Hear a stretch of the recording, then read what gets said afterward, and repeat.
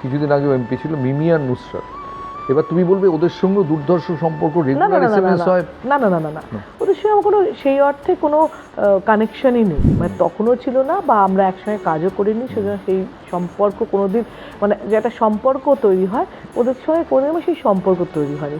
নুসরাতের সঙ্গে দেখা হলে কথা বলে, সম্মান জানায় দিদি বলে কথা বলে, করে সে করে, ঠিক আছে। বা কখনো যখন পার্লামেন্টে থেকেছে তখনও যে খুব একটা যোগাযোগ বা খুব একটা দেখা হয়েছে আমাদের, একই দলের তো এই কজন এমপি, 300 জন নয় তো?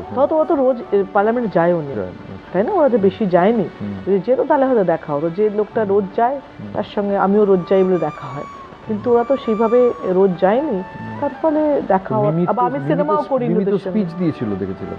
হ্যাঁ, স্পিচ দেওয়া, ধরো আমি যদি পুরো সেশনে একদিন যাই আর সেদিনকে আমি একটা স্পিচ দেওয়ার সুযোগ পাই, তার মানে কি আমি রোজ গেছি? তা না।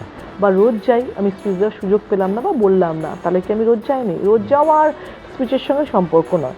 কিন্তু ওরা মানে ওদের সঙ্গে আমি সিনেমা করলেও হয়তো সম্পর্ক তৈরি হতো, সেই জন্য কোনো সম্পর্ক তৈরি হয়নি, তাই জন্য আমার সঙ্গে ছবি দেখতে পাওনি।